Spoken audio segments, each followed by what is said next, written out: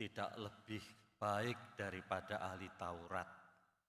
Saya dan Romo Tinto, Anda tidak akan masuk kerajaan surga.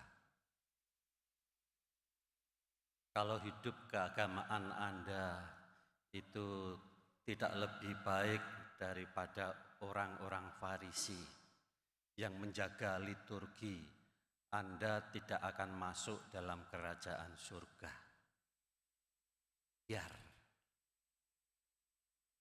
Biar tegang juga biar.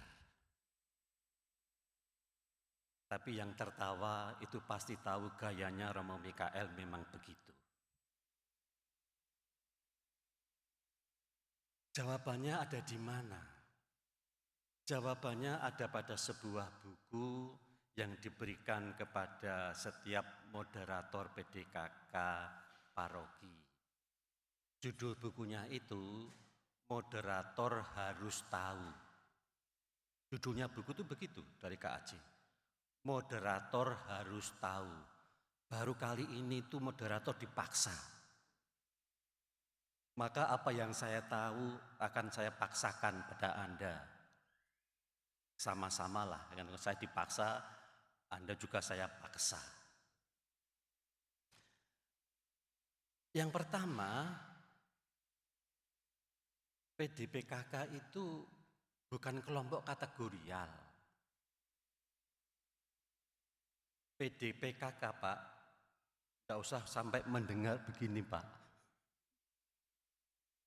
PDPKK itu bukan kelompok kategorial. PDPKK itu adalah gerakan. PDPKK itu adalah gerakan. Jadi tidak eksklusif.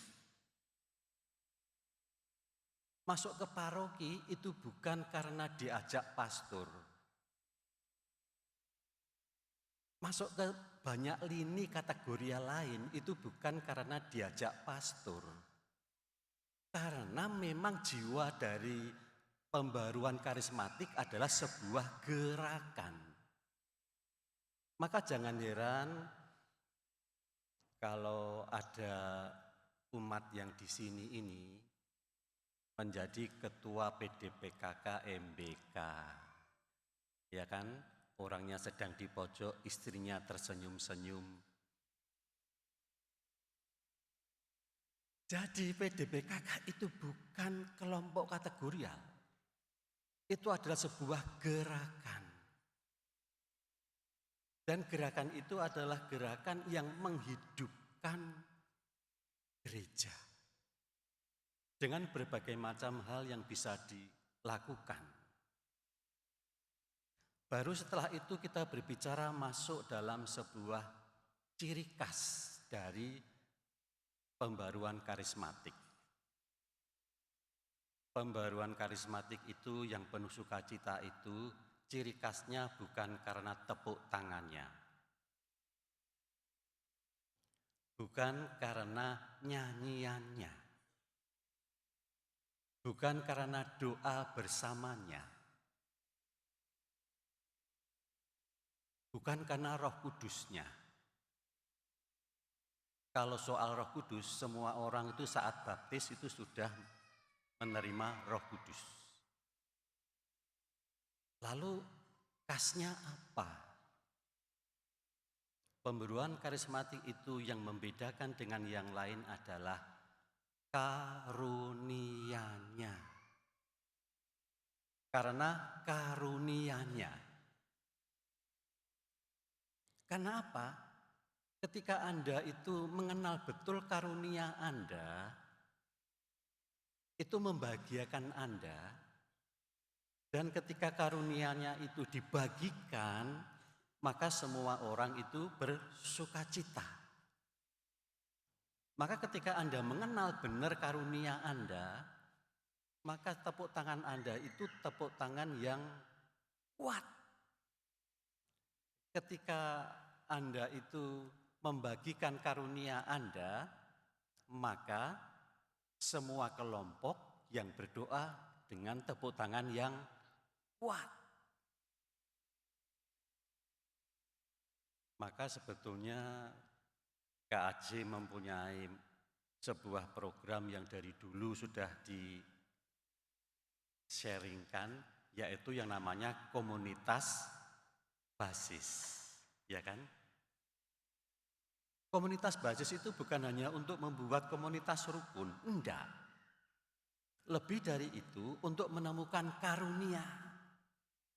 Ketika tiap-tiap pribadi itu kemudian menemukan karunianya, maka kelompok itu akan hidup. Jadi nanti ada kelompok PDKK yang kurang hidup, jangan sekali-kali menyalahkan koordinatornya. Kalau nanti PKK Dekbar 2 enggak hidup, jangan sekali-kali menyalahkan Pak Stephen. Ya. Kalau enggak hidup itu tandanya apa? Kita belum menemukan karunia kita. Temukan karunia itu. Bahkan Santo Paulus ketika jemaat Korintus itu begitu gembira, dia mengatakan, aku datang bukan dengan kebijaksanaan, dengan kata-kata yang indah. Yang ingin ku ketahui adalah hanya satu, kasih karunia Tuhan dalam hidupmu. Itu. Kalau Anda enggak percaya, nanti Anda buka-buka itu dalam Kisah Para Rasul. Buka sungguh. Buka dalam surat-surat Rasul Paulus. Apakah jemaat pertama itu bersukacita karena cara doanya? Tidak. Apakah karena tepuk tangannya? Tidak. Karena mereka membagi karunia-Nya. Karunia-Nya sungguh. Maka ya terpaksa saya paksa. Nanti sebentar lagi ini dalam 1 bulan ini PDPKK AMBK ini mau saya paksa. Karena permintaan mereka sendiri, Romo, kami mau mengadakan pembedaan roh. Saya tanya, pembedaan roh itu apa, tak? Tujuannya mau apa? Jawabannya kok tepat. Untuk menemukan karunia, Romo. Baik, saya paksa 1 bulan, nanti setiap hari ada tugas khusus. Tapi memang begitu. Jadi kalau Anda yang di sini ada yang misalkan hadir dari paroki-paroki lain, cobalah. Karena ciri khas dari karismatik itu bukan cara doanya.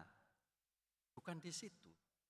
Tetapi karena setiap orang itu menemukan karunia-karunia dalam hidupnya dan kemudian karunia itu dibagikan dan menjadikan sumber sukacita. Maka PDPKK itu hidup bukan karena pengurusnya, tetapi karena setiap orang itu menemukan karunia-karunia dalam hidup mereka. Itulah ciri khas dari persekutuan doa pembaruan karismatik Katolik. Maka semoga Tuhan selalu menuntun kita untuk menemukan kasih karunia-Nya yang akan kita bagikan dalam komunitas basis kita masing-masing, supaya sungguh ketika kita berdoa menemukan sukacita. Ketika kita berdoa untuk kesembuhan orang, itu karena kasih karunia. Ketika kita memberikan apa yang terbaik bagi kelompok ataupun gerakan kita, itu berasal dari karunia yang telah diberikan Roh Kudus kepada kita.